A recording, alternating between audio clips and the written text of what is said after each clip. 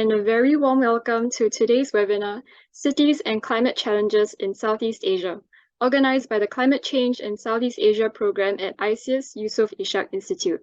I'm Jia Hui and I will be your MC for today. In this webinar, we will be listening to presentations on newly published research on various issues in the urban climate change nexus, focusing on Southeast Asian cities, followed by a moderated Q&A session. Before we begin, please allow me to draw your attention to some housekeeping matters.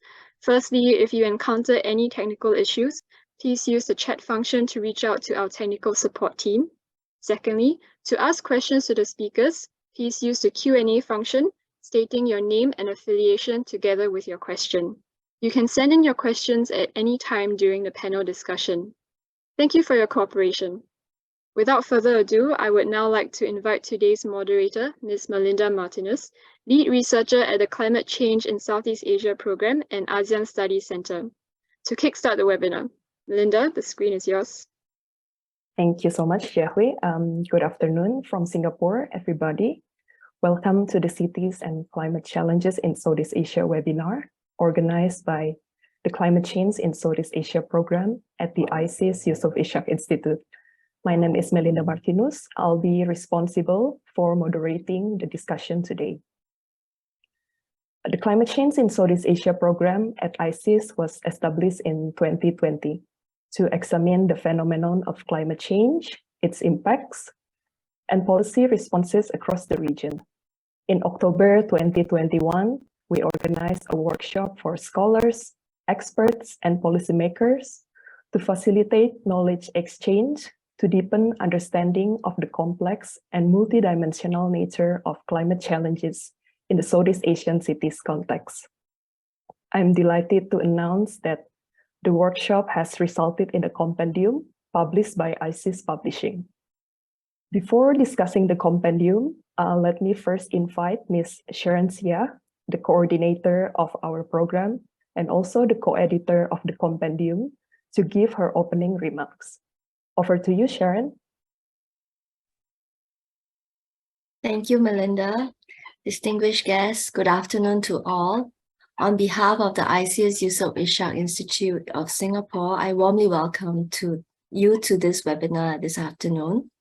Let me start by expressing my thanks to Dr. Peter Ghosh, Professor for Sustainable Urban Development in the Global South at the Norwegian University of Science and Technology, for agreeing to deliver his expert remarks for this event, and to the three panelists who will be sharing their research findings with us later.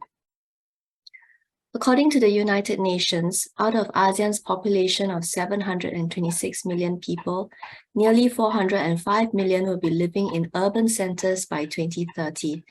Now that is over 55% of the total population of this region.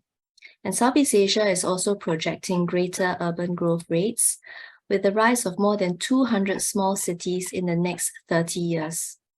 Now, more than half of Southeast Asia may be exposed to the intensifying climate impacts of flooding, sea level rise, and typhoons, coupled with the existing challenges of urbanization, such as congestion, pollution, urban heat, and infectious diseases. Mega cities like Jakarta, Manila, and Bangkok will grapple with extreme climate risks and overcrowding. The problems that cities have to face will be immense in this region. The interactions between climate change and urban activity are undeniable. Unsustainable resource extraction, unfavorable city geometry, concentrated human activity, overproduction, and excessive consumption can exacerbate climatic impacts, as well as erode climate resilience. Cities bear a greater burden of reducing greenhouse gas emissions for the world to meet its climate targets due to excessive concentration of production and consumption. So there is a justice aspect to bearing greater burdens of mitigation as well as adaptation. Cities must do their fair share in facing the worst existential crisis of our time. This presents complex governance challenges for Southeast Asia.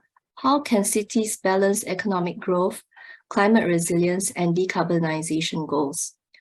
To help address this question, ISEAS has published Cities and Climate Challenges in Southeast Asia, a compendium of the latest and ongoing research from regional scholars and experts from varying disciplines, examining the intersections between climate change, city governance, water, agriculture, finance, adaptation, and much more.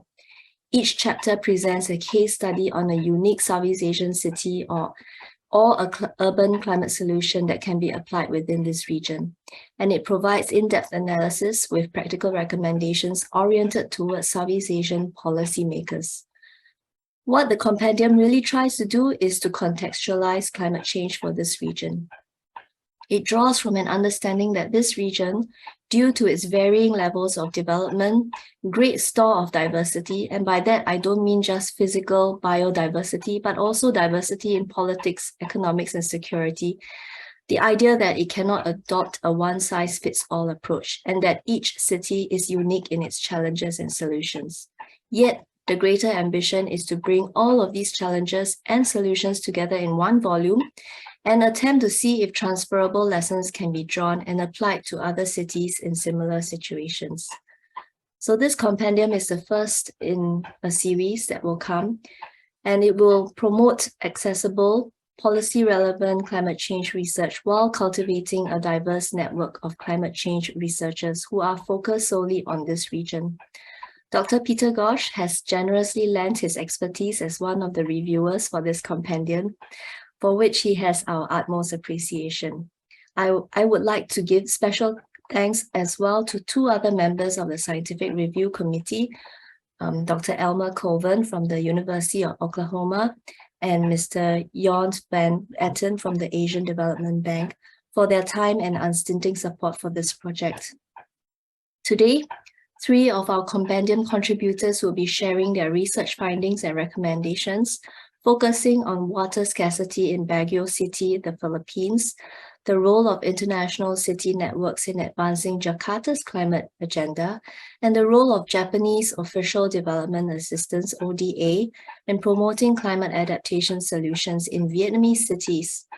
So besides Alejandro, Nila, and Michiyo-san, who are here with us today, I want to give a special shout out to their co-authors, Gladys Cruz, Sayel Cortez, and 11 authors of the compendium, Ku Nurasinghu Ku Amir, Bakri Mat, Nguyen Ki Nam from Vietnam, Nigel Downs, Christopher Burrs, Elton Avidante, Virajhita Chimalapati, Adiwan Aritenang, Bruche Mecca, Ines Ayostina, and last but not least, Reynat Siu. Thank you all. Thank you to every one of you who have put in your utmost efforts and time towards this compendium. I look forward to the presentations and to the audience's Q&A discussion later on. Thank you very much. And over to you, Melinda. Thank you so much for the opening remarks, Sharon. Next, I'd like to invite Professor Peter Andreas Ghosh from the Norwegian University of Science and Technology, who was on the scientific committee of the compendium, to give his remarks. Over to you, Peter. Good morning to everybody from Europe. It is early morning here, and I'm very glad to join you. I'm very honored to participate in this, and I was very excited when you asked me to do some comments and reviews when you started this project, and now I'm really congratulate you that it has been concluded, because it is a really important step to perform this process of science and of documentation and scientific writing, but then also to manage to get out the result not only for the research community, but in your case, what is very valuable to all the different stakeholders, to municipalities, to local governments, to national governments, to developers, and to some maybe civil society activists. So it is really, I think, a great process. Apparently, we have experienced that it does take time to work and to edit and to shape such kind of results so that it is as professional and as good as yours has become.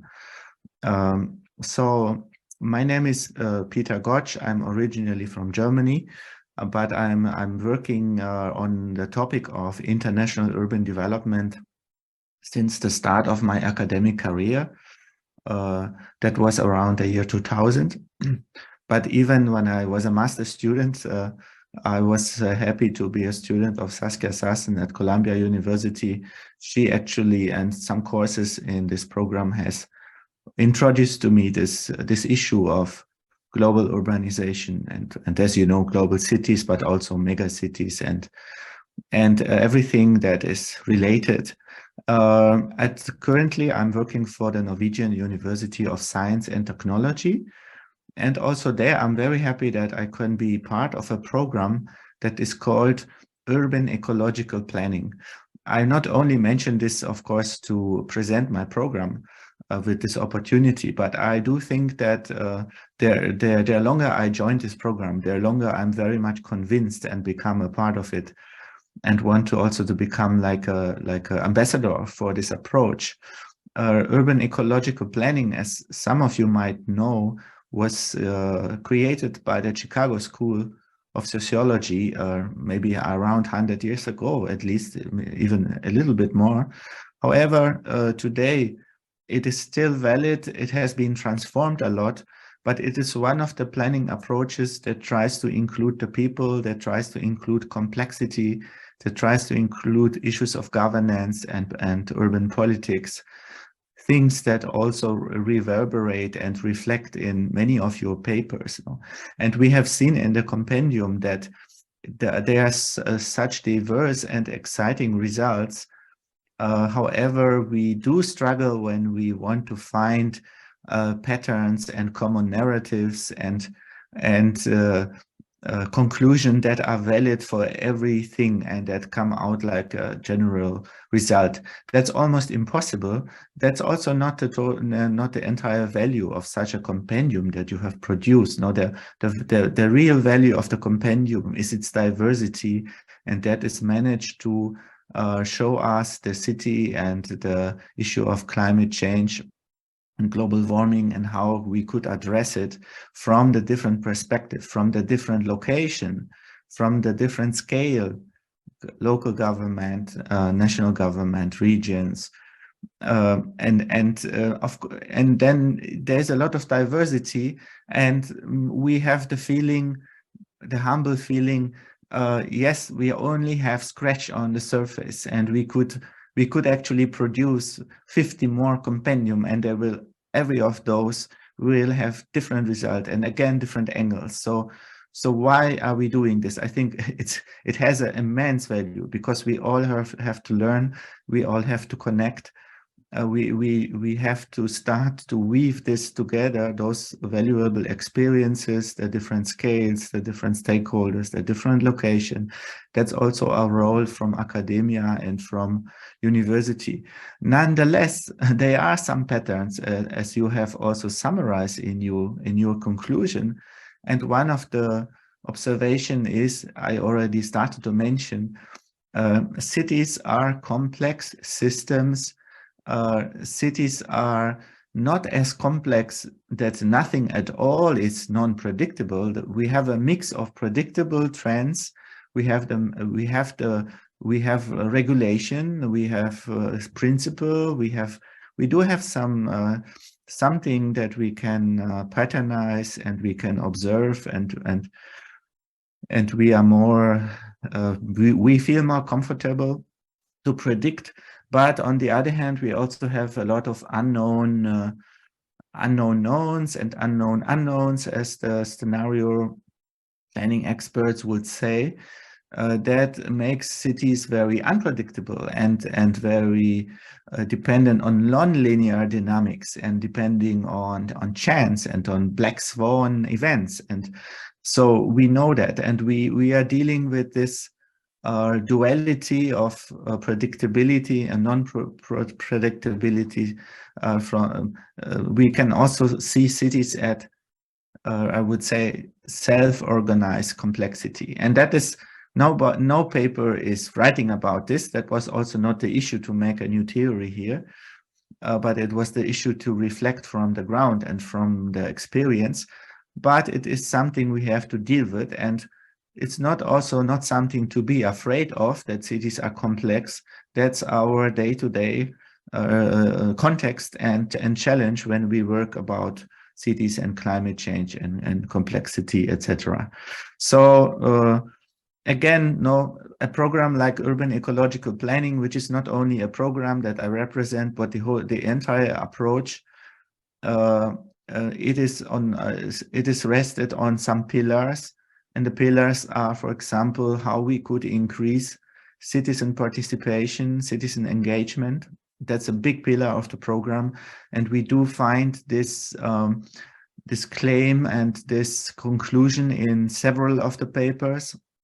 We do know that if we have a really big problem and a really big challenge, it is not enough to do master planning, and there will be no mastermind and supercomputer or somebody who is the authority to make decision, and then the problem will be resolved.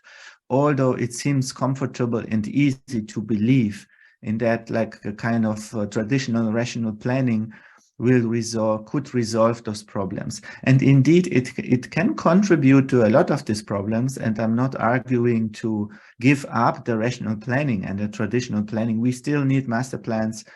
We still need rational and positivist and whatever we can call a kind of also technical planning.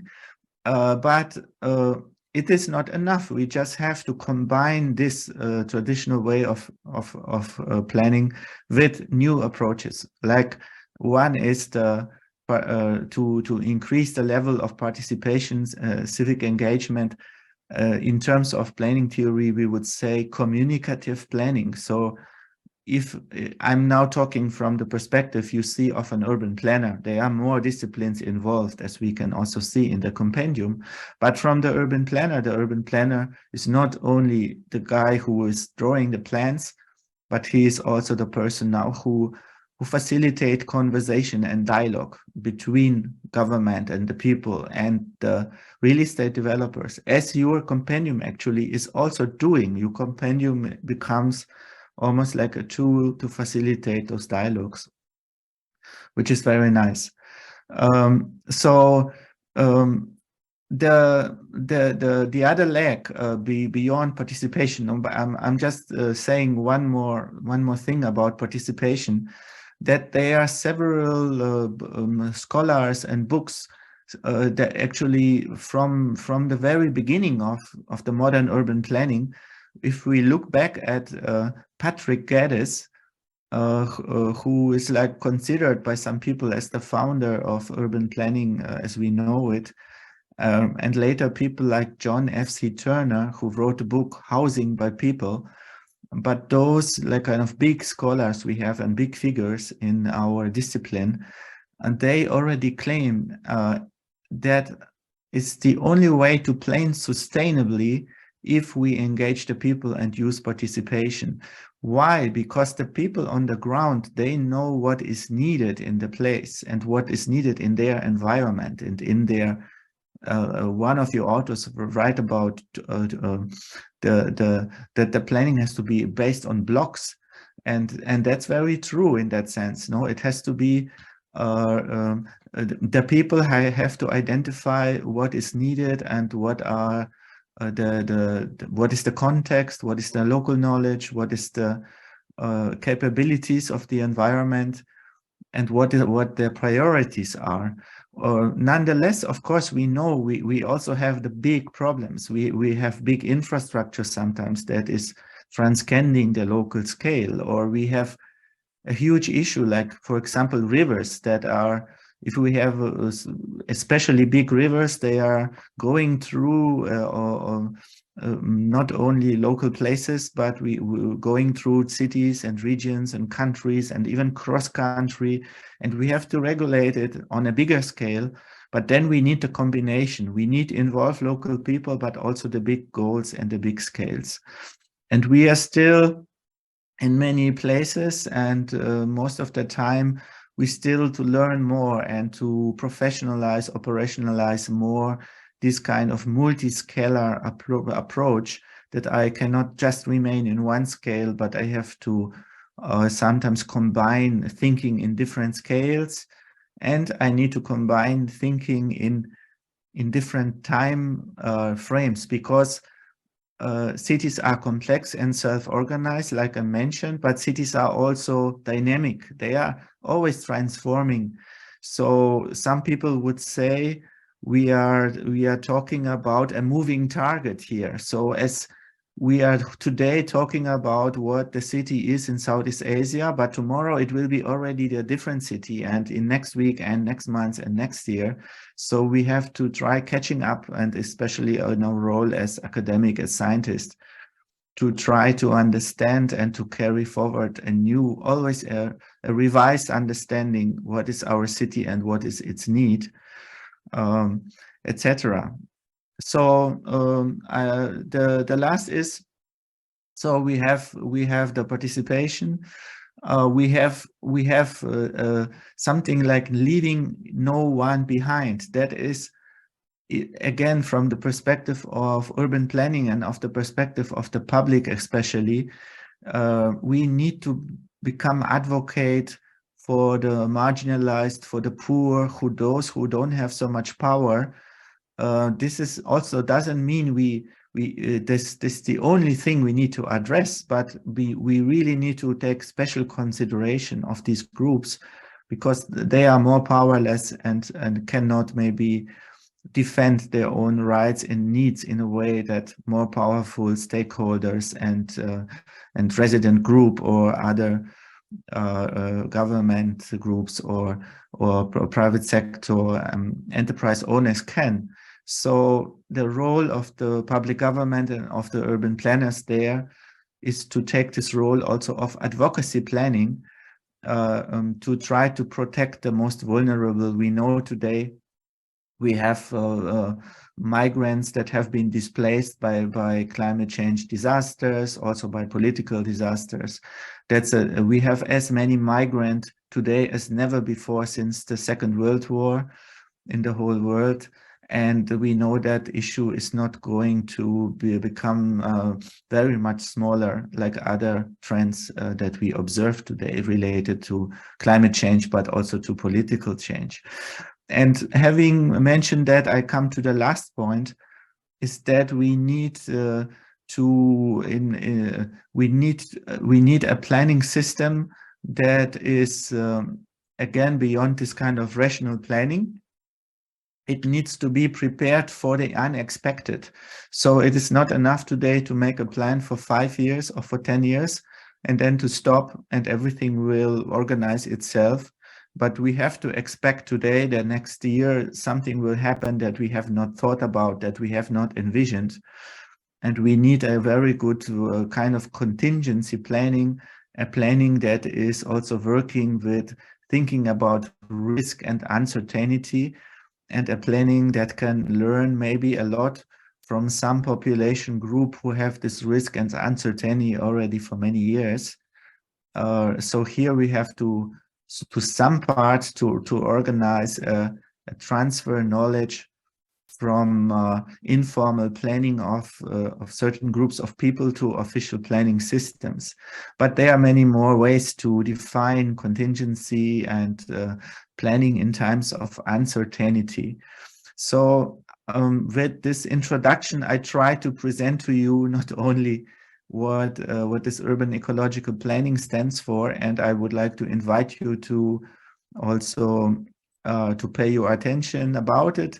But I also thought there are so many interesting overlaps between your result and this urban ecological planning work and the different aspects that I'm going to present this today as a kind of also framework and something to invite you to think about during the presentation, some aspect that I mentioned, and also to think about when you're going to discuss the conclusion or when you're going to continue to work. And I really look forward to see the next steps and the next workshops and the next publication, and you have so much networks now and so much potential that is a nice momentum that you have achieved. So again, congratulations to everybody. And I look forward to the other presentation and to this workshop and seminar today. Thank you. Thank you for the remarks, Peter. Now, let me begin with our program. Before I introduce our panelists and have them present their research projects, let me briefly introduce the compendium. The compendium features 11 contributions from scholars, practitioners, and it is divided into 3 main sections. The first section is climate risk in the Southeast Asian urban context. It really helps us to understand the interaction of climate change and urbanization challenges, such as water security, food provision, and heritage preservation. And the second section is climate resilience and urban governance. It highlights the need for cities to manage urban growth better, as well as strengthen their cooperation with various networks. And finally, the last section is urban climate intervention. It features a wide range of financial instruments and approaches such as nature-based solutions to manage climate risk. Today, we are joined by 3 contributors of the compendium, Dr. Alejandro Ciencia, Ms. Nila Kamil, and Dr. Michiyo Kakegawa to discuss their papers. First, I'd like to invite Dr. Alejandro Ciencia, whose research discusses the existing challenges of water provision and climate risk in the city of Baguio in the Philippines. Dr. Ciencia is professor of political science at the College of Social Sciences at the University of the Philippines Baguio. Over to you, Alejandro. Okay.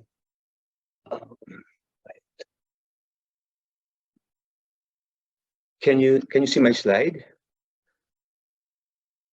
Yes, we can see it now. Oh, wait. Maybe you can make it full screen. Yeah. Okay. Perfect. Yeah. Okay. Good afternoon. The title of this presentation is Water Security and Climate Change in the City of Baguio, Philippines. Baguio is a small, highly urbanized, densely populated upland city in the Philippines. It receives ample amounts of rainfall every year. In fact, the city holds the Philippine record for receiving the highest annual rainfall. But Baguio residents are water insecure.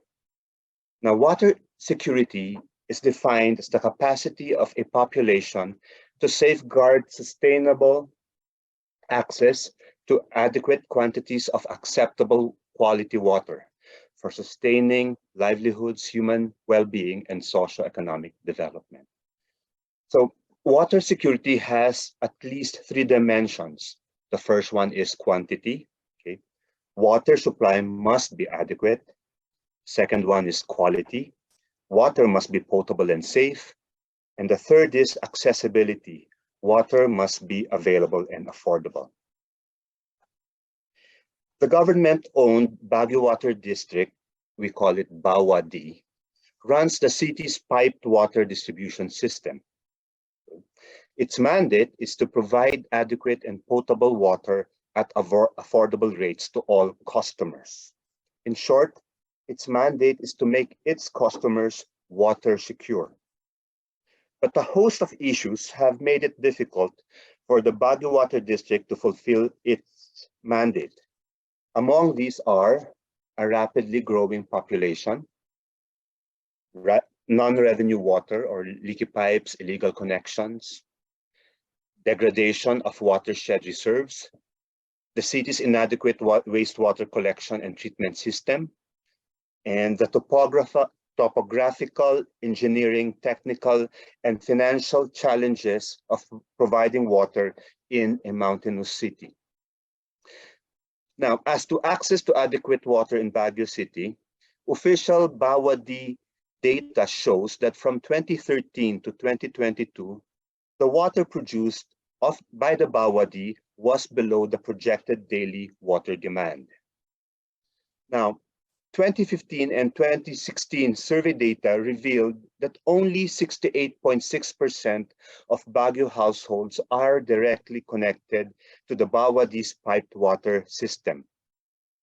The rest of households, of Baguio households, rely on non-Bawadi sources of water, including natural springs, private deep wells, community water systems, water delivery services, water refilling stations, and even rainwater. Now, some households reported buying water from Bawadi connected neighbors. Now, having a Bawadi connection does not necessarily mean access to an uninterrupted daily supply of water. Okay.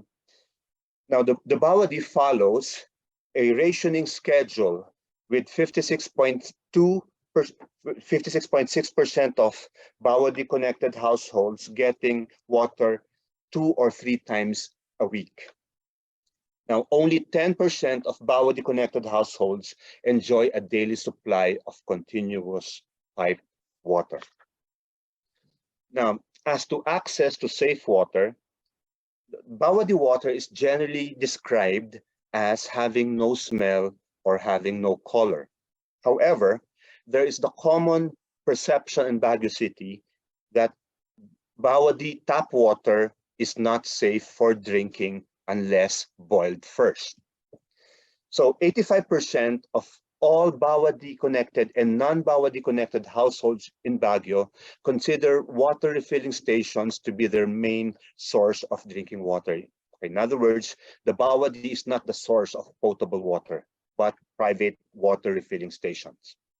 But in 2013, tests conducted on Bawadi water samples by the Baguio Health District, Baguio Health Department, provided the preliminary finding that Bawadi water quality was poorer than that of water bought at water refilling stations.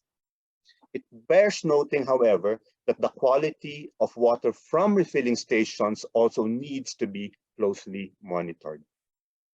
Now, as to affordability, 50.1% of consumers consider Bawadi water to be within their means, although 8% of Bawadi consumers say it is not affordable. Now, for residents who buy water from Bawadi connected neighbors, the fee paid is higher than the price that the Bawadi charges. It's actually 3 times the price. Okay? Residents who buy water from Bawadi connected neighbors pay 3 times the actual price of Bawadi water. Now, as to water insecurity and climate change in Baguio City, 2 studies using 2 different models, the PRACY and the STAR models, arrived at divergent findings, with one predicting a positive correlation between rainfall and temperature, while the other predicted the opposite. Now, these 2 studies nonetheless agree that there will be a substantial change in the amount of rainfall that the city will experience in the next 35 to 50 years. The city will get either too much rain or too little rain. They also underscore the challenge of predicting climate patterns in the coming years. Okay.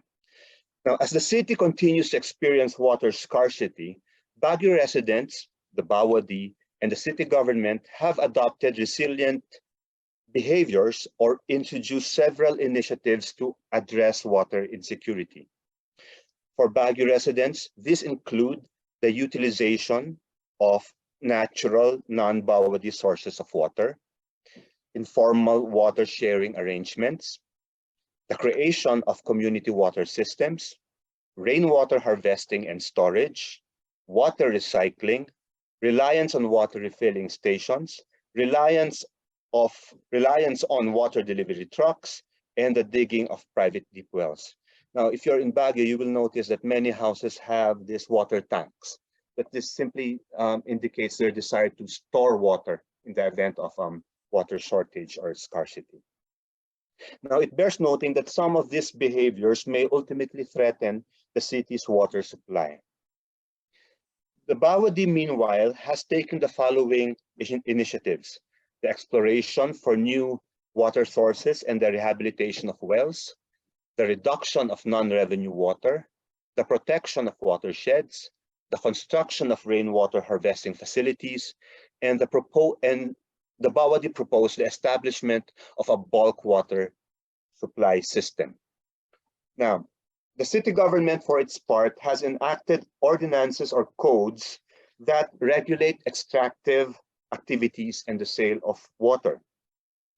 They have also mandated the construction, the city government has also mandated the construction of water harvesting, storage, and utilization systems. Okay. Now I will turn to the recommendations of the presentation. Okay. Echoing the arguments of environmental governance expert Karen Baker, this presentation proposes that a nature-centered approach be adopted to address water insecurity in a city like Baguio. Unlike the human-centered approach, Baker argues that the satisfaction of human needs must not be at the expense of the environment. Satisfying water demand in Baguio City should not result in the destruction or depletion of water resources. At the same time, water insecurity issues must also be addressed collectively by stakeholders in Baguio, not just by the local government. It must also include NGOs, private interests, and of course, residents, and of course, the Baguio Water District. Now, since the 1990s, the Bawadi has pushed for the adoption of a bulk water system, which entails the involvement of private water concessionaires as bulk water suppliers. Okay. Now, so in line with the approach proposed by Karen Baker, we ask, if implemented, will the system ensure the provision of ample amounts of safe, potable, and affordable water without depleting or destroying the city's water sources? So to summarize, okay, the residents of Baguio City are water insecure. Studies that look into the impact of climate change on Baguio arrived at the finding that there will be substantial change in the amount of rainfall that the city will experience in the coming years. They also underscore the unpredictability of climate patterns in the next 35 to 50 years, and the urgent need for stakeholders to take steps to address the challenge of climate change. In line with Karen Baker's nature-centered approach, the presentation proposes efforts aimed at ensuring water security in cities. Okay, proposes that efforts aimed at ensuring water security in cities must not be at the expense of nature. Thank you. Thank you very much. Thank you so much, Alejandro, for a very comprehensive presentation. Now I would like to invite, before we move to the next session, I would like to remind participants to raise questions during the session.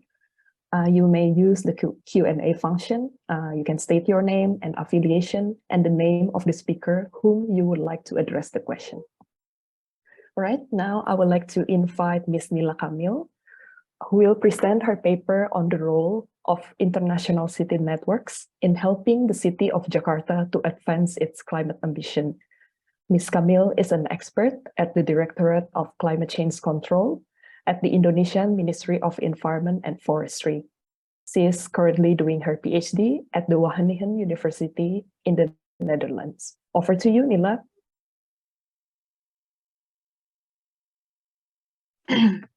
Thank you, Melinda.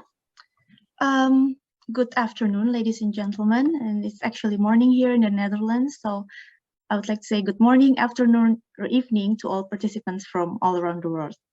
My name is Nila Kamil, and I'm also presenting on behalf of my co-author, Sael Cortez.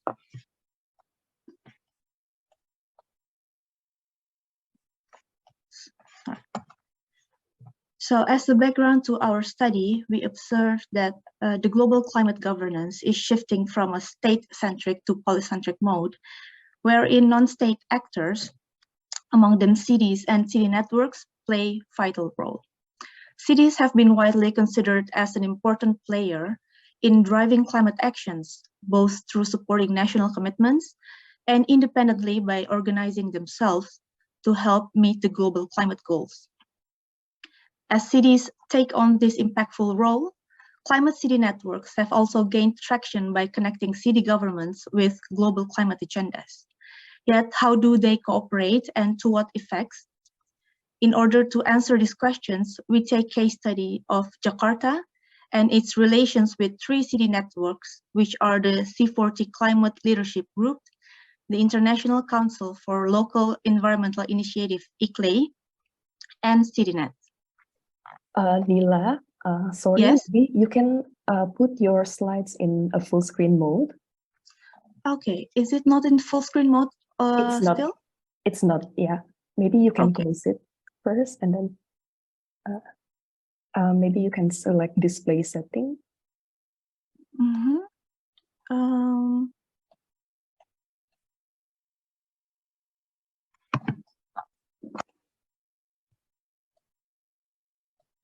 Sorry. Oh, you can click hide presenter's view. Is it already? Yeah, now looks good. Yeah, now thank it's you. okay. Yes. Thank you. So our study is qualitative by design, and we conducted literature review, documentation analysis, and participant observations. Yet our main data source is from semi-structured interviews with Jakarta city officials and also expert or consultants working for Jakarta and representatives from the three city networks. We then performed a manual interpretive content analysis on the collected data. So Jakarta is one of the most vulnerable cities to the severe impact of climate change, known as the fastest sinking city, and also one of the most densely populated area. The Greater Jakarta region is a low-lying delta covering about 664 square kilometers, and it houses more than 10 million inhabitants.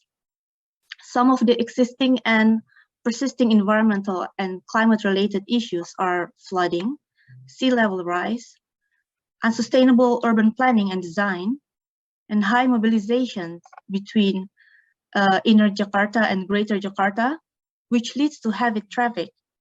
And then it leads again to air pollution, which compromises human health and comfort and increases energy consumption, all of which contribute to the global climate warming. And to tackle climate impacts, and also following Indonesia's climate pledge in 2009, Jakarta government developed the Jakarta Climate Action Plan in 2012, which stated its commitment to reduce greenhouse gases emissions by 30% in 2030 from a business as usual baseline with 2005 as the baseline year. This commitment, regulated through Governor Regulation number 131 year 2012, translates into an equivalent of 34.18 million tons of carbon dioxide emissions reductions. However, after the Paris Agreement ratifications and following Indonesia's national government update on their climate target through the what's called as nationally determined contributions, Jakarta government also updated its climate action plan into 50% emission reductions with an aim towards achieving net zero emissions in 2050. It's a decade earlier than the national target. This target is planned to be achieved through adaptation and mitigation measures in the energy, transport, waste management, and land use sectors. On city networks, we found that C40, ICLEI, and CityNet facilitate city-to-city cooperation, sharing of knowledge and best practices, awareness raising and capacity building, and identification of low-hanging fruit climate actions and programs, and provisions of support through technical assistance, public engagement, and strategic advice. On the other hand, these city networks also benefit from having Jakarta as their member. As knowledge sharing platforms, the city networks are enabled to get access, collect, and share Jakarta's experience and best practices in tackling climate change. City network members can both contribute or benefit from the network. Yet these city networks as an entity, they gain relevance and prestige, and they can also attract more members, which further increase their regional and even international relevance. They also benefit from getting projects that support and sustain their subsistence. And through such projects, they may influence and assist Jakarta city government in planning, monitoring, and achieving their climate targets. These, in returns, are opportunities for these city networks to claim that they have created a substantive impact on the ground.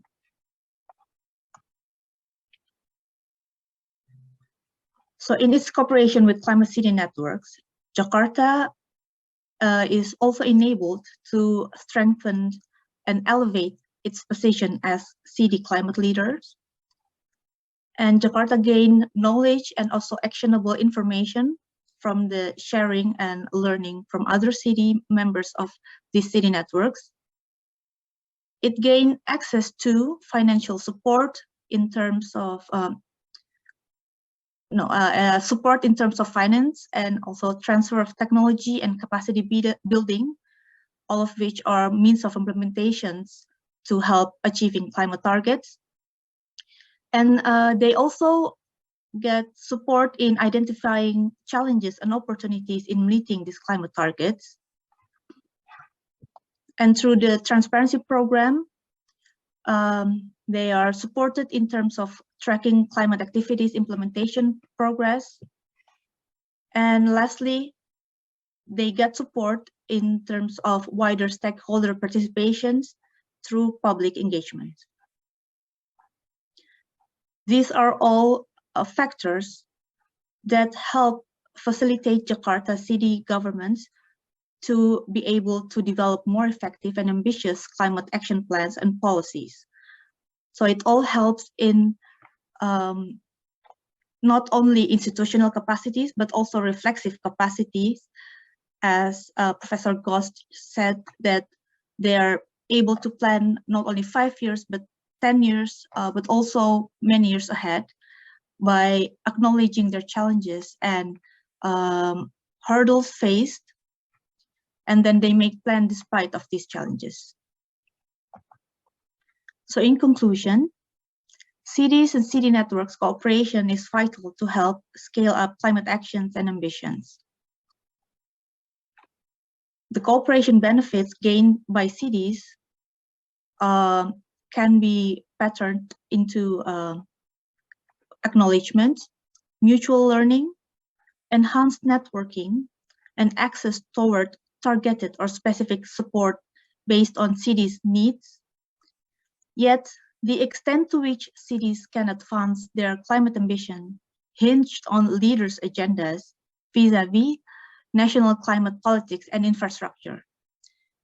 And this last part is also an interesting findings from our research and our study. And maybe this is also can be a question that can lead to further research on how to tackle these problems of leadership and also national infrastructure. With that, I end my presentations. Over to you, Melinda. Thank you so much, Nila.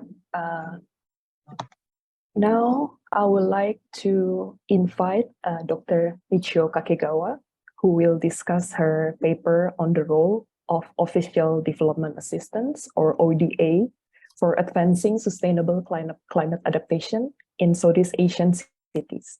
She will draw the experience of Japanese ODA in Vietnam. Dr. Michiyo Kakegawa is Associate Professor at the Faculty of Economics at Soka University.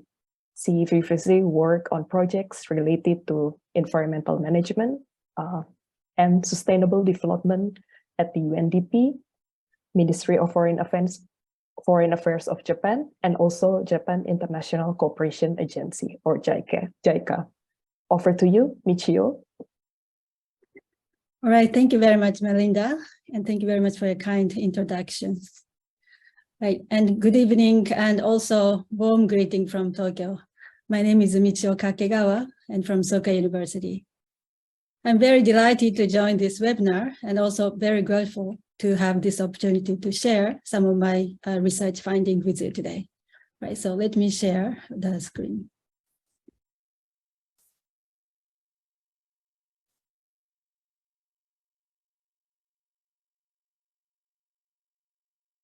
Okay, the topic is the role of official development assistance for advancing sustainable climate adaptation. And my talk will include those items today.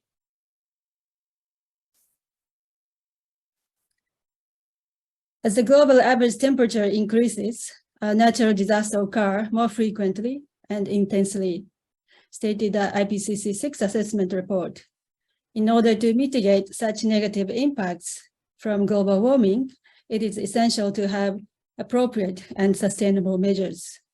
In addition, UNEP identified a huge financing gap in responding to climate change adaptation in developing countries.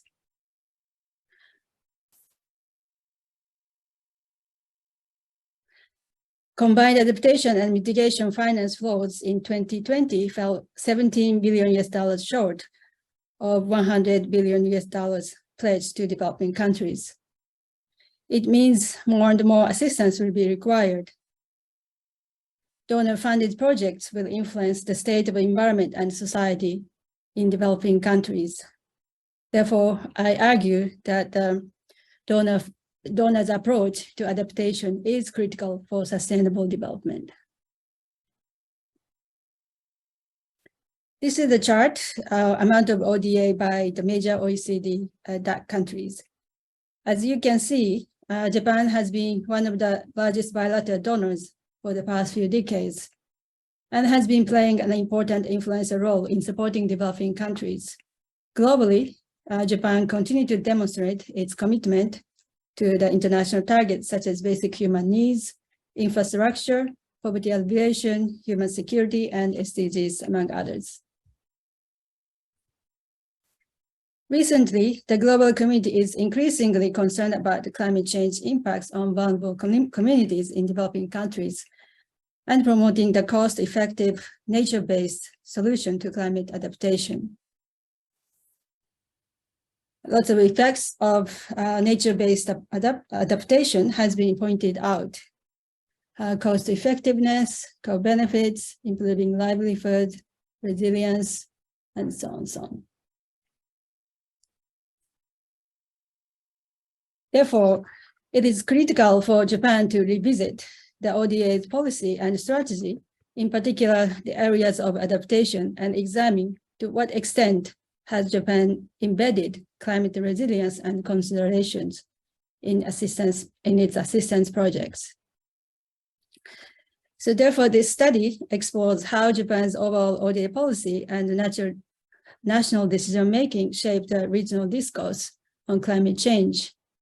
And the research questions are, under the ODA policies, how does Japanese International Cooperation Agency, ODA Implementing Agency, set its frameworks for climate adaptation? And what are the characteristics of JICA-supported project of adaptation in Vietnam? Is NBA being integrated? For methodologies, this study utilized various qualitative methods, policy analysis of ODA policies, strategies, and also policy analysis and project analysis of the documents, and some semi-structured online interviews with former project staff and management of JICA were conducted. This is a brief history and analysis of how Japan's ODA strategies have evolved over the years. In 1992, the first ODA charter was approved. In 2003, this charter was revised, and then in 2015, it was revised again. Before the 2015 revision, some important factors, such as national security, linking to domestic economic revival, post-2015 agenda, which now we call it SDGs, partnership with private sector were considered and incorporated into this new strategy. The new strategy emphasized the high quality growth that includes three components of inclusiveness, sustainability, and resilience. There was a shift from quantity to quality in the late 1990s and early 2000s. One of the main reasons of this shift was due to the economic recession in Japan. Government had to take the austerity approach, so all the government budgets were reduced significantly. So this policy change naturally led to emphasize the quality of ODA activities. In addition, there were discussions on aid coordination and aid effectiveness globally. Therefore, these discussions also helped Japan to focus more on quality. One more thing I'd like to mention here is that all the assistance and the cooperation are on request basis. The partner country government has to make a request to Japan, and all the activities will support the self-efforts of the partner country. Here, I would like to look at strategy. In addition to ODA strategy, the new national decision that has influenced Japanese ODA was introduced since the second Abe cabinet. It began with the Japan's revival strategy to revitalize the domestic economy and to remain competitive globally. Prime Minister's office organizes economic cooperation and infrastructure strategy meeting and then issued the infrastructure system export strategy. Then it was distributed to the line ministries concerned, JICA and Keidaran Economic Federation. The strategy uses ODA as key tools to promote and export Japanese infrastructure and technologies worldwide. It includes the public-private partnership, local government networks, and global human networks to promote the Japanese technologies. These ISEAS meetings were frequently organized. People met once in every 2 months. So it was giving lots of pressures to the agencies concerned to update the situation. And also it was targeting at Myanmar at that time, and India, Indonesia, and ASEAN and other regions were also considered. The positive side of this strategy was intending to lead in establishing international standards of low carbon technology, disaster prevention, and risk management. However, it seems that this policy is eventually pushing technology-based solutions before the various other approaches are being well considered. Next, I'd like to look at the JICA's strategy. So looking at JICA's strategy in natural environment and climate change, their strategy is based on the three UN conventions, UNFCCC, CBD, and UN Convention to combat desertification. Thus, JICA's strategy focuses on 3 areas: sustainable use of natural resources, biodiversity conservation, and sustainable forest management. More recently, capacity building for frameworks for RED+ is included and conducted. EBA or EBS is not explicitly mentioned or promoted. Project narrowly focused to achieve the goals of the 3 UN conventions rather than aiming at building a sustainable society as a whole. Therefore, issues like how economic activities to be promoted and managed sustainably are left out. Frequent discussions and close coordination with ministers concerned in Japan, so JICA is well aware of the infrastructure system export strategy and its related follow-up meetings. There is a new aspect in their strategy since last year. Global Agenda as a new strategy, which was based on SDGs, was issued. Therefore, now the approach is becoming more holistic and aligned to the SDGs. And this agenda includes those 4 thematic issues.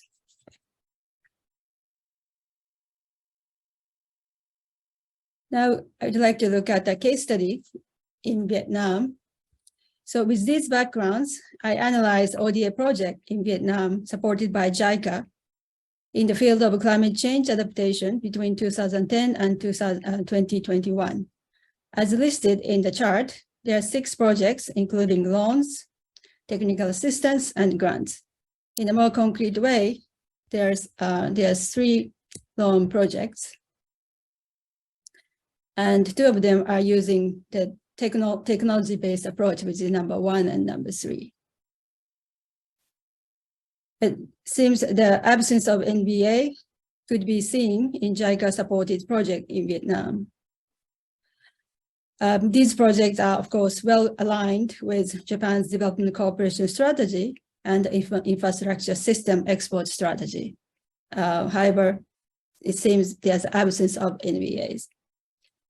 At the same time, I should mention that these project requests were submitted by the Vietnamese government, so we could say that NBA was not prioritized by the Vietnamese side.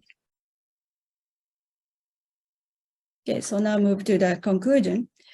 So Japan's recent policy change to infrastructure system export strategy led by Prime Minister Office, which is ODA strategy to provide more technical and infrastructure-based projects in developing countries.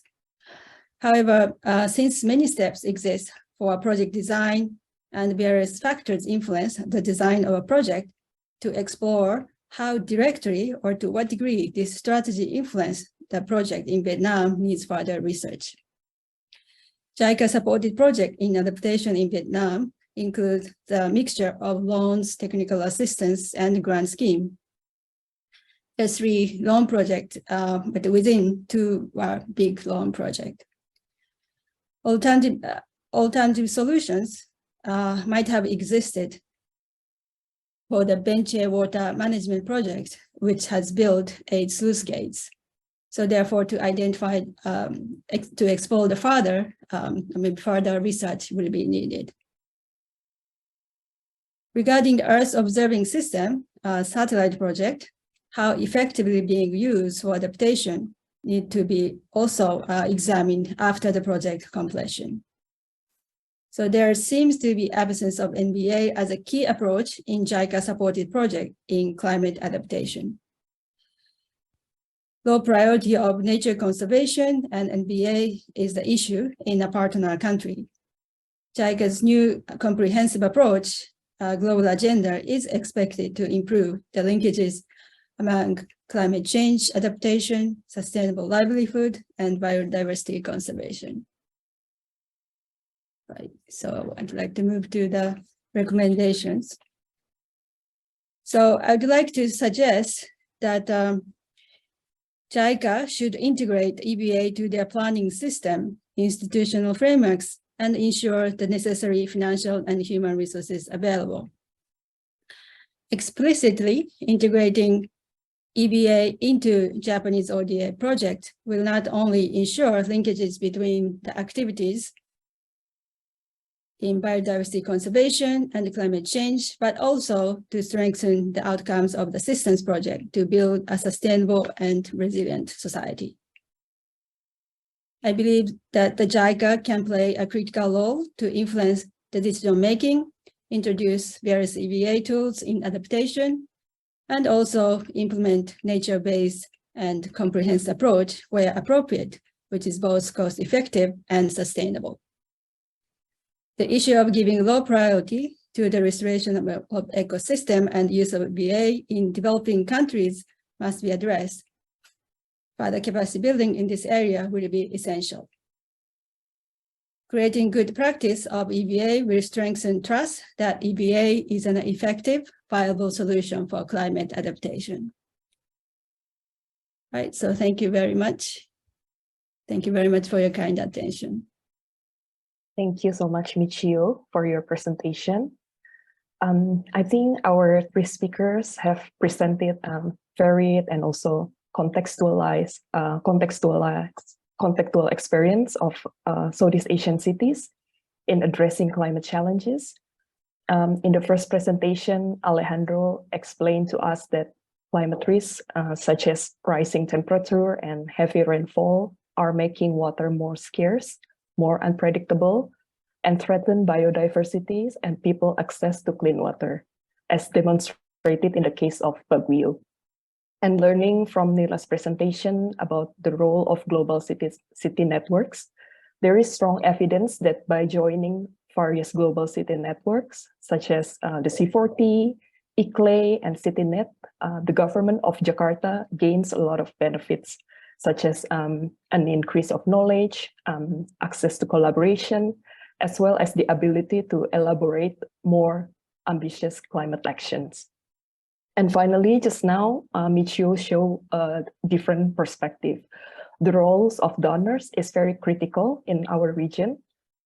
Donors can influence cities to utilize a cost-effective but very impactful climate intervention, like the ecosystem-based approach.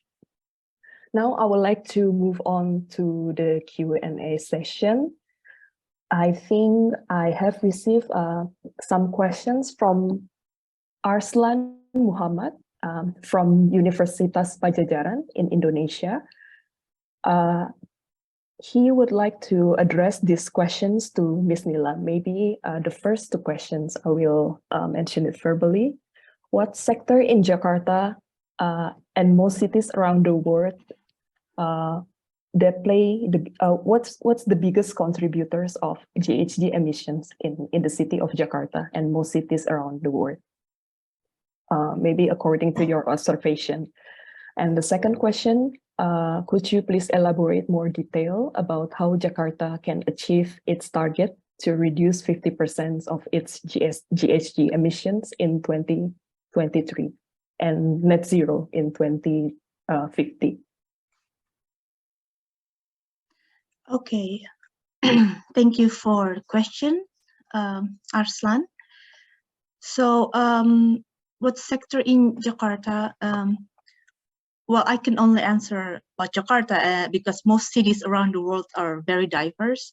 But for Jakarta, the biggest GHG emissions source is transportation sectors.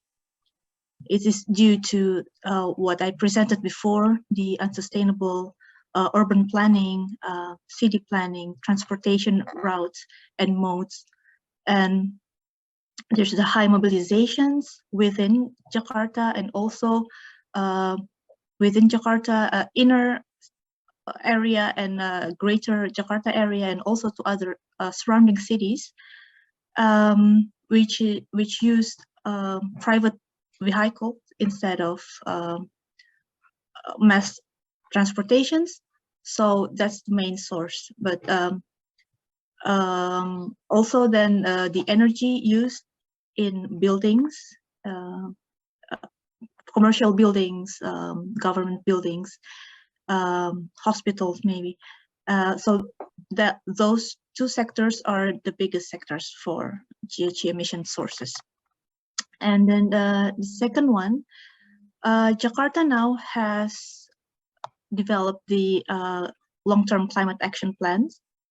So it has also launched a series of measures of mitigation actions, including the sustainable transport and mobility, the MRT and LRT development, cycling infrastructures, and there's Jakarta Ambitious City Promises, and waste management, including e-waste and recycling centers.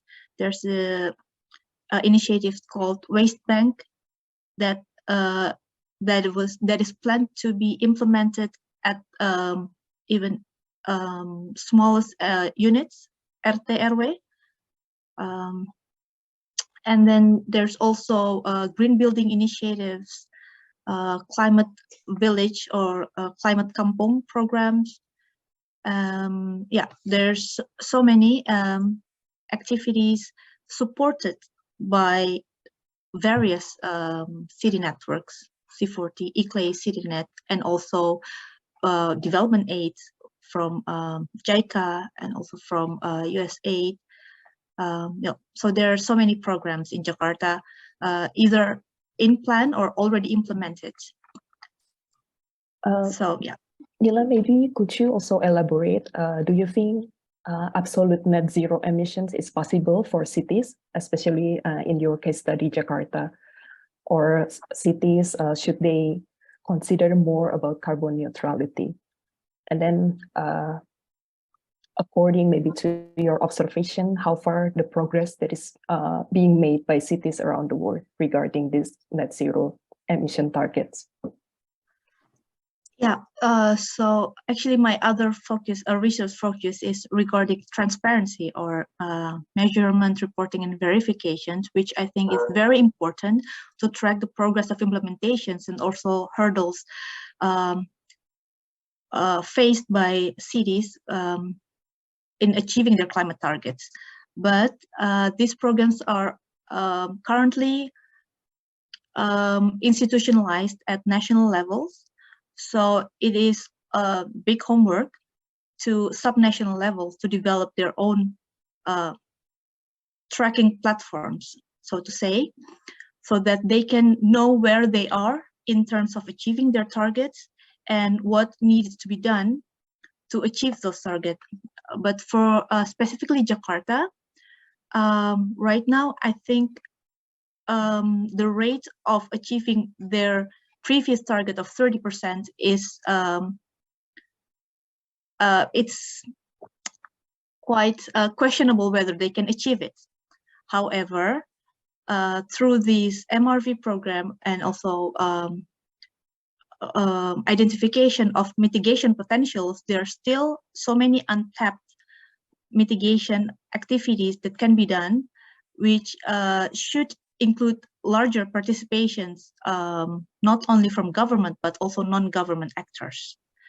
So if cities around the world are able to do the same, and then they could increase the participation of non-state actors, non-governments, there's, I have a positive outcome. I have confident that they may reach it. Yeah.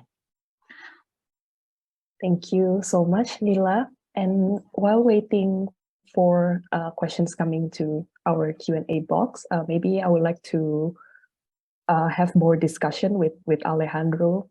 I think earlier in the presentation, you mentioned a lot more on the challenge of water provision from the supply side. Now, I'm just wondering if water efficiency is addressed from the consumption side, as you may already notice that a lot of cities in our region, they're experiencing a rapid rate of urbanization. And would it be possible to push really a lot of projects related on the demand side? I mean, addressing the demand. Alejandro, you're still muted. So the question is it a good idea if we pay, like if we prioritize meeting the demands for water? Is that the direction of the question? Well, if we are consistent with the idea proposed by Karen Baker, okay, my answer would be no, because so Karen Baker is proposing that we take a nature-centered approach instead of an anthropocentric or a human-centered approach. If we put too much attention on satisfying human needs, it may in fact result in the depletion of our water resources, especially in the case of Baguio. So when I started my paper, and we noticed that there was this lag between the gap between the demand for water and the water that the Bawadi can supply. And when, in fact, after the workshop that we had, it dawned on me that maybe satisfying the daily demands of residents of Baguio may not be a good idea in the long run. So again, so that's my position. I don't think it's a if water efficiency is addressed from the consumption side, I don't think that would be a very good idea, especially if it would threaten our water resources. Thank you, I hope that answers your question. Yeah, Thank you, Alejandro. And maybe you can answer a question coming from Haswani from NUS, from the Asia Research Institute. He would like your comments on advocacy planning for vulnerable groups, which you mentioned. What can government agencies and stakeholders do to protect climate migrants, refugees, or indigenous groups directly impacted by extreme weather events, or in your case, water insecurity? Oh yeah, I think, okay. This is in fact a very complicated question, a complex question. In the case of Baguio City, so it's not so much, so to have a Bawadi connection, you must first own your house, you must first own your building, you must first own the land. So so it has an effect on an impact on equitability. What that means is, if you are an informal settler in Baguio, if you are what we call a squatter, then it would be difficult for you to have a water connection. So the first thing that the government should do, I mean, the government needs to change its mindset. At the same time, it probably needs to change its laws. And from that alone, you can imagine how the difficulty of addressing that. Well, again, the problem is so complex. I think that you will need the participation of many. Okay, I don't think I can give a quick answer here, but again, so the question is, okay, advocacy planning for vulnerable groups, which you mentioned. What more can government agencies and stakeholders to protect? Well, there's a lot that government can do, and at the same time, but again, they have to establish communication and to make sure to consider these migrants as citizens and not as problems that you set aside. That, I think, that would be the starting point. That's all I can say right now. Yeah. Thank you, Alejandro. Also, there is a question from Sael Cortez. He is also the contributor of our compendium. Maybe all of you can give comments on his question. Cities have been said to be key actors to achieve global climate goals. However, traditionally, international cooperation mechanisms are targeted at national governments. For 3 presenters, what would be one practical suggestion to improve the situation in your research area? Maybe Michiyo, you can start.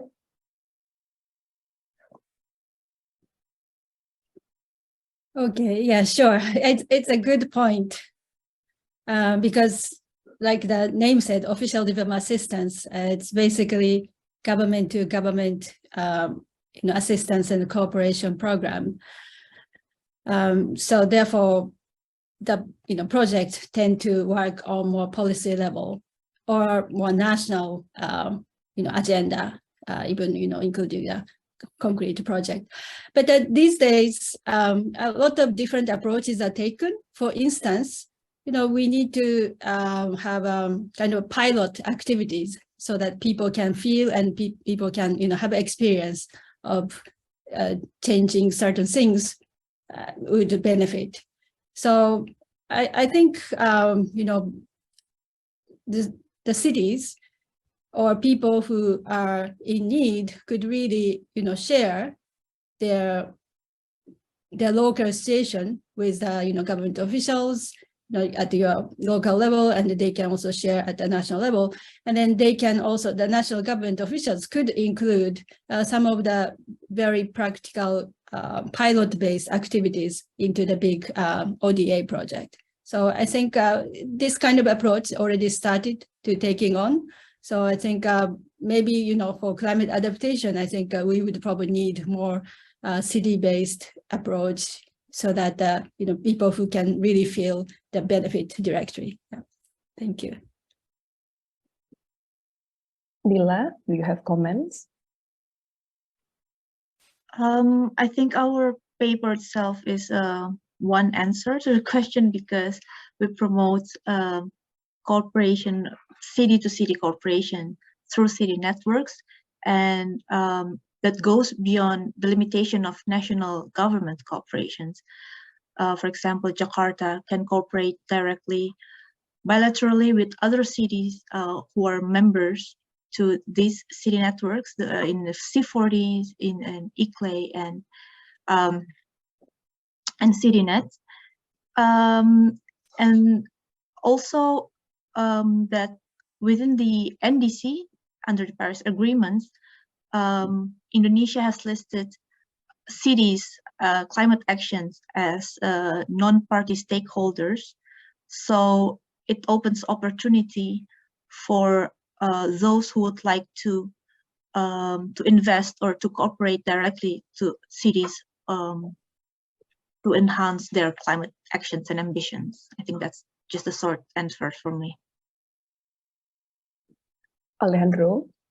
Okay, what I can say is from 2012 to 2015, I was director of the research center of UP Baguio. And during that time, we were able to get funding from the World Food Program for climate change adaptation activities. So I think I really don't know how that came about. It was because of the efforts of the previous director or the members of the Cordillera Studies Center. But I think somehow, first, there must be a reason why this the World Food Program approached UP Baguio. I think there is to some extent, I think there is greater trust for universities or academic institutions as opposed to like a local government or as opposed to politicians. And at the same time, I think there's a need, for example, in a place like Baguio City, there's a need. Baguio City is actually a university town. It's a small city, but you have many universities. But these universities have to make their presence felt in Baguio City. They have to be heard, and most policy making in the city do not in fact consult universities or academics or scholars. My point is, I think universities can play a role in connecting cities with international donors, because in the first place they have, I think, a better reputation, and of course the universities have the knowledge and the skills and the experts. Okay. So so right, instead of just like a government, national government having being linked with international donor, I think maybe the direction would be for universities to take the initiative to seek funding, okay, for climate change activities, but at the same time to make their presence felt in local governments and communities.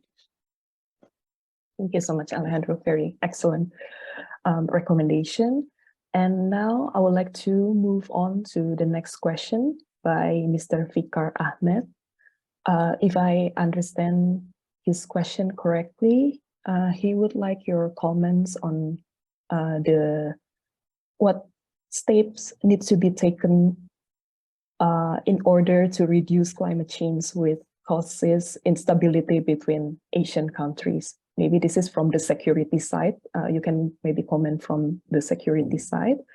And then also maybe you can comment about the international climate conventions that tend to fail to address climate change.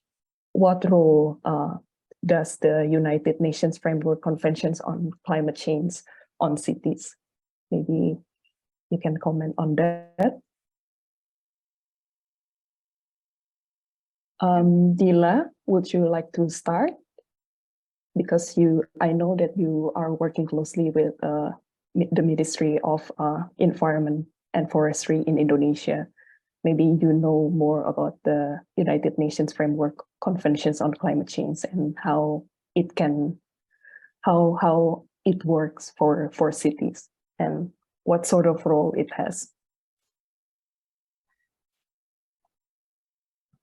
Yeah, I think the question here is more about Asian countries, but well, for example, there are various and different needs to different cities in different regions in the world. And among Asian countries, for Southeast Asian, we have the ASEAN cooperation, but even that group is, I think, is underrepresented at the UNFCCC level because all of developing countries are in the big group of G77, and then we coordinate our interests and perspectives and needs in the negotiation process within that group and also individually in countries. So to talk about cities, I think it is more represented through the city networks. And well, it's currently each entities work for their own interest to address existing challenges, either developmental challenges or environmental challenges. So those who are prone to cities problem, for example, urban heat islands, they will connect with or network with cities or countries that have the same problems. And yeah, but so far, the type of actions, both mitigation and adaptations, are not there yet so far that I observe at the UNFCCC, because discussions are more in the level of support and or financial support toward actions implementations and also transparency. And now there's in the last COP of UNFCCC, the viral issues is loss and damage. So these kind of compensation mechanisms, but not on what kind of activities, because these are in the level of, I don't know, the Transparency Forum, for example, for developing countries under the facilitative sharing of views.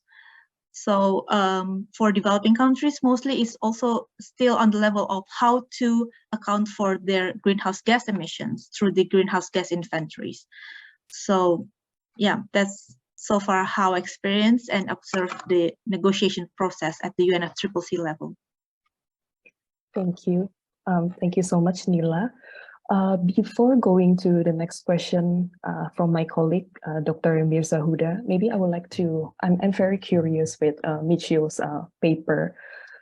In your paper, you mentioned that both Japanese agencies and Vietnamese cities governments' appetite for ecosystem-based approach is very low, although you mentioned that it is very cost-efficient tool for climate adaptation. My question is a kind of chicken or egg question. In your opinion, who should drive the initiative first, the donor or the recipient? In your perspective, who should ask more first? Okay, yeah, I think it's a very good, but also a very difficult question to answer. But I think I would say both should make their own efforts.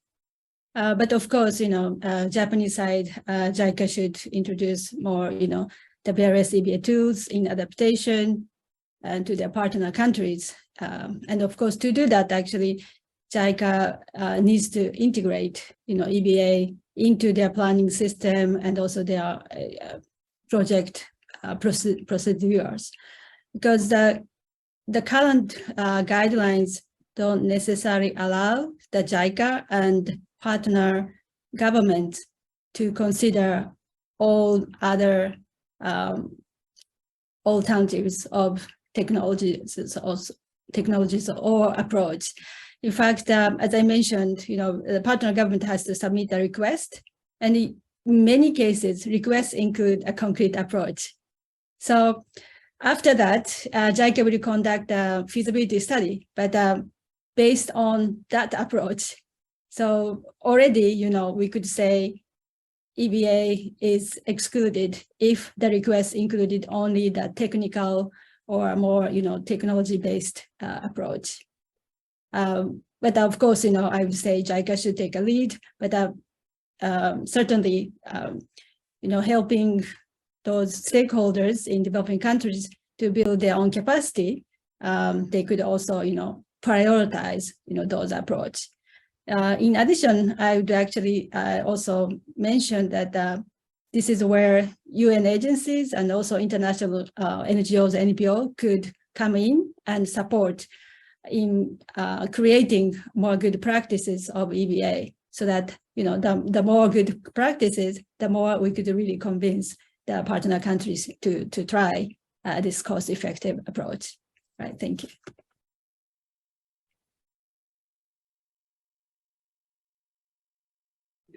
Mute. Now, to conclude our session, I would like to take two more questions from Dr. Mirza from ISEAS and also from Steve Harrison. Maybe all of you can comment about, the question is for Ms. Nila Kamil from Dr. Mirza. What are the challenges of getting active participation from women in planning of climate mitigation activities in Indonesia? And then the last question, maybe all of you can give a short comment. How do you see the political willingness at ASEAN cities on climate and urban issues, where urgencies are now at alarming rate for society that get impacted by sea level rise and climate related disasters in cities? Maybe Nila, you can start about the gender. Well, thank you so much. It's very good questions. Well, I think based on my observation experience, the main issue is the lack of awareness raising for women, especially if they're not directly impacted by climate change. For example, the most direct that we can feel maybe in health issues, but even with health problems, there's little connection or not many connected to the impact of climate change. But actually, there are many initiatives by women, for women, at small scales that tries to tackle climate impacts. For example, small and medium enterprises that recycled waste, for example, or that try to promote less consumptions through using thrift stores, for example. But in terms of planning, that would take an empowerment program, or maybe even inserting climate change in the curriculum, so that not only women but youth can start to think of how to tackle climate change and planning, and exposed to a lot of or diverse methods and modes and measures to tackle climate change. So yeah, so those are my 2 points: awareness raising program and empowerment program for women and youth, and yeah, so not only women in this case. Alejandro, would you like to comment about the political willingness? Okay, I think when you have a problem like water insecurity or water stress, you can easily get the attention of policymakers, because the problem is concrete. People can feel it. Like in fact, in the Philippines, there's now this proposal to establish a new department just to address this issue of water insecurity and water governance, or the lack of it in the Philippines. But okay, the difficult part is how to connect the idea of climate change and water stress or water insecurity. So politicians would act on things that are concrete. Okay, so when people lack water, when you have a pandemic, you have a very immediate problem.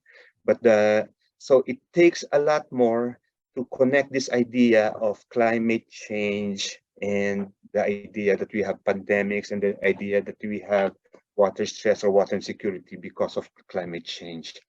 So I think academics need to be more activist. They need to advocate more. They need to be more open, especially now in a possible post-pandemic scenario. In the last 3 years, everything was always about COVID. So what I'm trying to say now is there is at least in the case of the Philippines, there is like limited willingness, because the issue of climate change does not really appeal to many politicians, but it will take a lot more to get the interest of politicians, especially if people will talk about it, academics will talk about it, students will talk about it, mass media will talk about it. So right now, I think the willingness is limited because the knowledge of people is limited, and we need to do something about it to increase awareness about the urgency of the problem. Michiyo, do you want to comment about the political willingness? Well, I would like to be a little bit positive. So, in fact, I think, maybe compared to 5 years ago, I think, politicians in ASEAN and also Japan included, I think have become much more aware. And in fact, Japan is also quite a vulnerable country to climate change impact. So I think, hopefully, by doing more, sharing all the research results, and also we as a university teacher, we have a responsibility to teach to the students, and also discuss widely. And this would certainly help the society as a whole to be much more aware, and also need to feel that we need to accelerate all the mitigation and also adaptation actions. Yeah, so thank you. Thank you, everyone, for a very fruitful discussion today. We will now conclude our webinar. I thank you once more to Sharon, Peter, Alejandro, Nila, and Michiyo for generously sharing their knowledge on the issue of climate change in the context of Southeast Asian cities. We hope this discussion has provided the audience with important insights about climate risk, urbanization challenges, and opportunities for Southeast Asian cities moving forward. Now I would like to hand back the screen to Jiahui, our MC. Over to you, Jiahui. Thank you to Melinda and our distinguished panelists for the insightful session. So our publication, Cities and Climate Challenges in Southeast Asia, is now available on the ISEAS bookshop website.